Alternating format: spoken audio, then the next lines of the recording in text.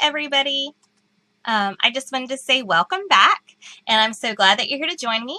I'm going to give everybody a few seconds. Hopefully we'll have a couple people join us today so that we can get a conversation started about the new series I'm starting called Developing Readers.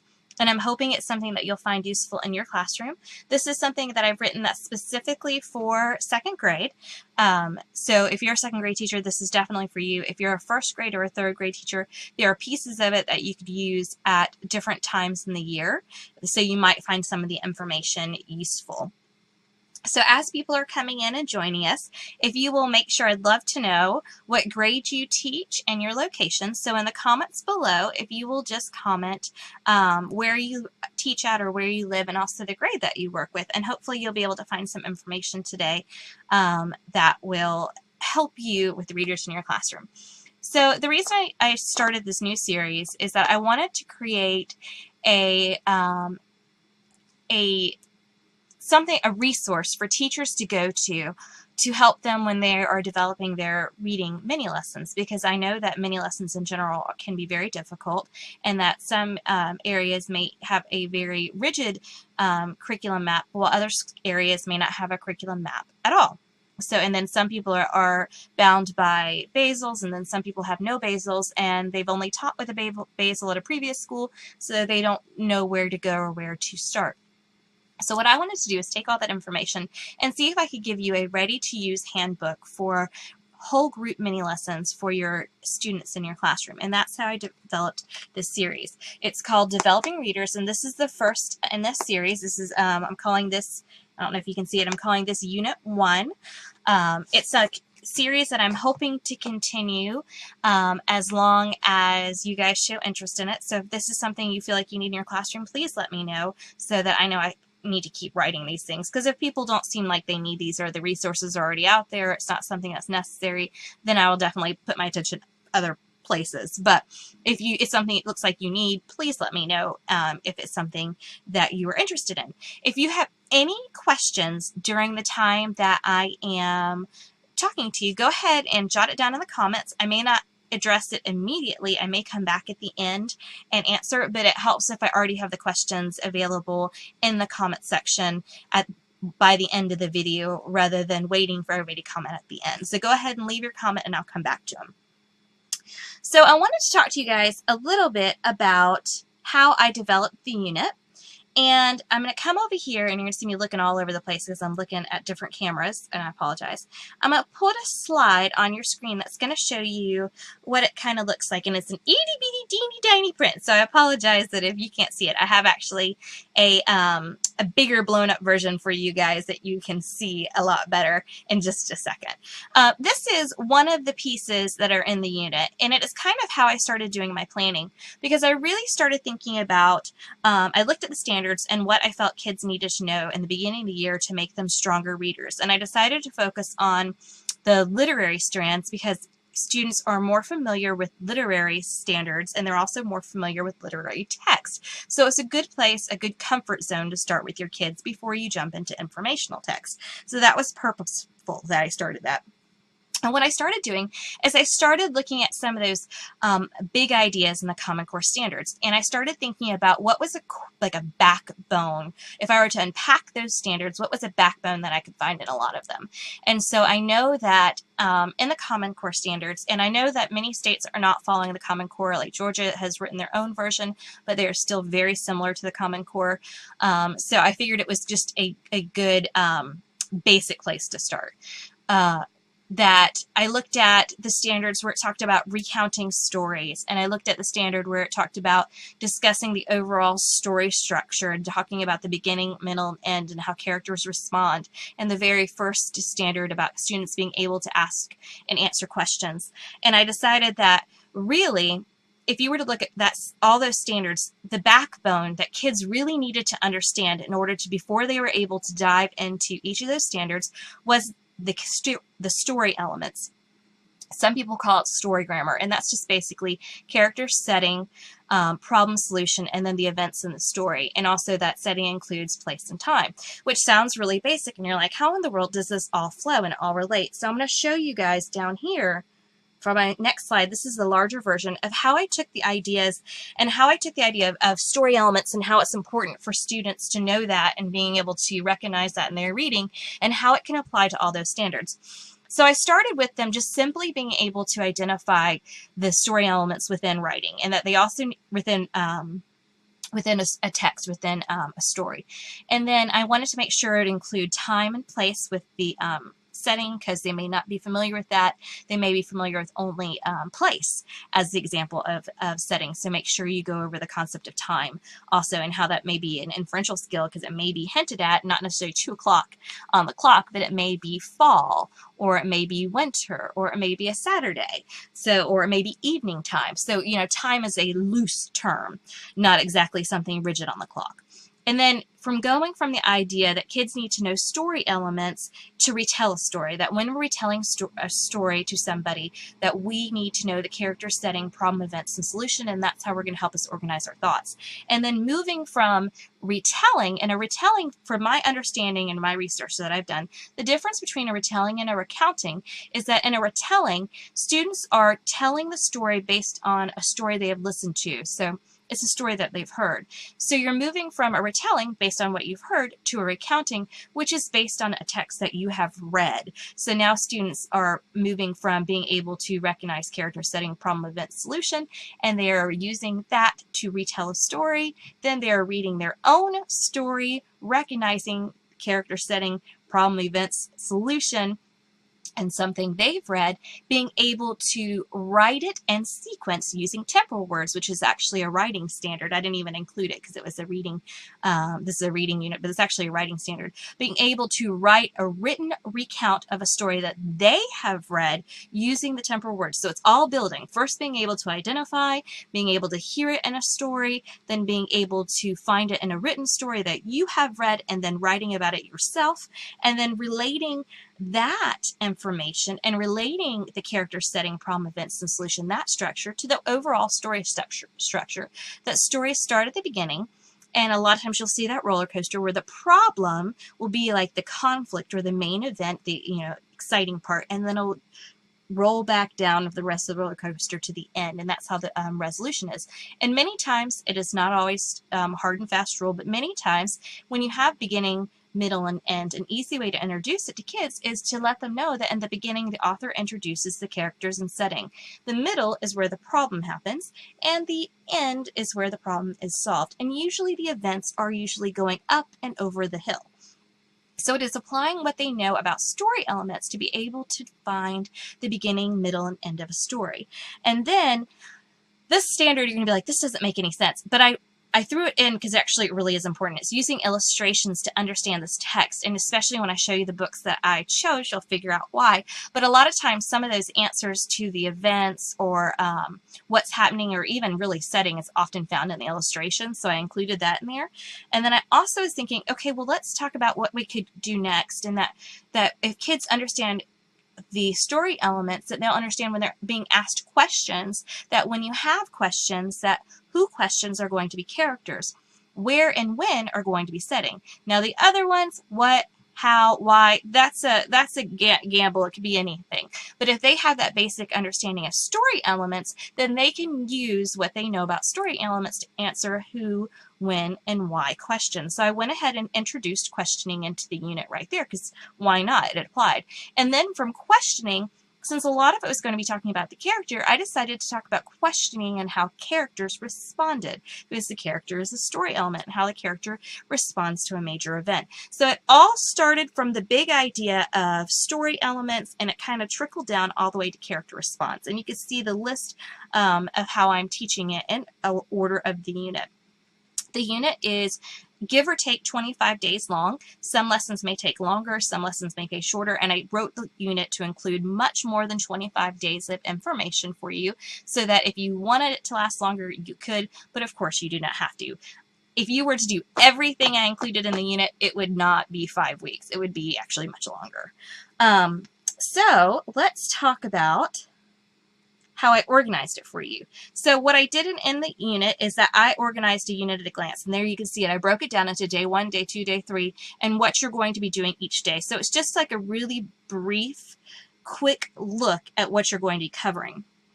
So, and you'll see a little bit of hint of some of the text that I went into, and I'm going to go ahead and show you guys the books that I picked, and you'll see especially why I chose what I did. Now, these are not in the order I used. I didn't even think to put them in the order I used them for the unit. I think I just stacked them by size. So don't think that because I started it, it's not going to be the order of how they're used. I will tell you the first book in the unit is Corduroy because it's a great story to use when identifying problem and solution because it's a very right there problem and solution. There's not much inferential, and I wanted it to make sure you started with something that was easy to identify. So this is a good beginning.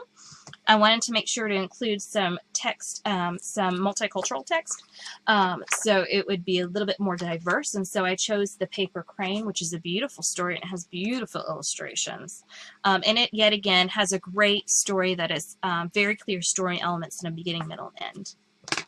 I love me some Kevin Henkes, and so I had to start, because this is a great unit to start your year with, so of course I had to throw in a Henkes book. And Owen is a great book when you're also talking about character setting, problem, solution, because there is very right there for the reader. The problem is very obvious for the reader, so it's a great text to use as well. You'll notice that one of the standards that I included was using illustrations to tell about the story, and I chose the book Dog's Breath by Dave Pilkey because it just cracks me up, to be honest with you. It's just an hysterical story. If you have not read this story, it is about a dog, and they named the dog halitosis, which is funny because that's the medical name of bad breath, and so you want to make sure to tell your kids that. And it's a story about how a dog with terrible breath ends up, and it has these great idioms, like he's literally peeling the wallpaper off the walls. They try to get him, well, the problem really begins when she jumps on Grandma's lap and gives her a big lick, and obviously that didn't turn out so well. So they got a problem with halitosis. They got to fix her bad breath. So they try all these cute little ways to do it, to get rid of her breath before they have to get rid of her. But if you look, the reason you want to use the illustrations, because hidden in the pictures, Dave Pilkey has given you a hint of what's to come. He's started doing some foreshadowing, and it's a great way to introduce the concept of foreshadowing with kids, because here it's got a wanted poster for burglars.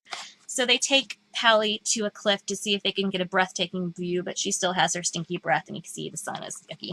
They take her to an exciting movie, hoping that the excitement will leave her breathless, but it doesn't work. If you look down here, there's a newspaper holder or dispenser that dispenses newspapers, and it says more local robberies, and the name of the newspaper is the Daily Foreshadow, which I thought was awesome and clever.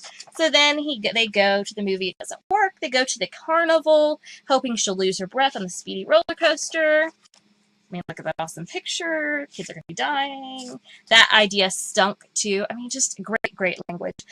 So all their ideas that a miracle had failed.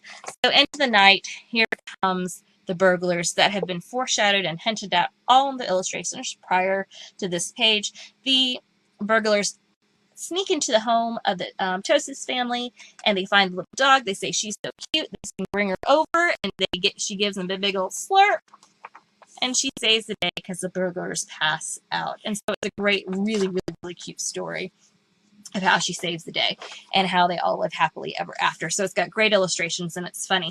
And it's also a clear beginning, middle, and end using the story elements. Another one that's great for characters' response and how characters change in the story is the classic The Rainbow Fish. I don't have a copy of it because my children have stolen it and are using it for their bedtime story tonight, is the story Miss Nelson is Missing, which is also a great story to use that illustrations because it hints in the pictures to tell you who is in the swamp. So that's another one. And then another book I used, the last book in the unit, is Jurassic Can't Dance, which is an adorable story, and it actually it's a nice introduce, and I didn't even mention it, but it has a nice rhythm to the whole story. Now every year in Africa, they hold the jungle dance where every single animal turns up to skip and prance. So it has a nice rhythm and beat to it. So you can kind of start introducing that or even come back to it later. So the way that I wrote the unit after I did everything, I wanted to show you how I organized it. So I've organized it into a binder. This is for a friend of mine. I'm not teaching right now, so I won't be able to use it. But I did created for her. I put all the anchor charts that are for the different lessons and laminated them and put them right here. I put my unit at a glance in the front page so I can know exactly where I'm going. And this is that itty bitty page that you cannot read before, but it's got the standards, it's got the big idea you'll be teaching, and it's got the book with the vocabulary. I've also put the standards that are correlated to it, and then the book list that is used in the unit. And then here's where the meat is, and this is where you're going to be doing the lessons. So for every week, the way that I organized it, instead of making hard, and I've started writing hard and fast lesson plans, and I decided that I didn't want to do that for you guys. I wanted to make it something more looser and more flexible so you could use it any way you wanted to. I wrote bulleted lesson plans. So they're bulleted ideas for the week of what to cover. And then over on this page, it is a list, a checklist of what you'll need for all the materials for the week. So what do you need to do to prepare? What do you need to copy? What do you need to laminate? What do you need to cut out? All those kind of things. That's a checklist that's available for each week as well. At the very top of the lesson plans, I have a circle and it tells you what the standards that will be covered for the week are.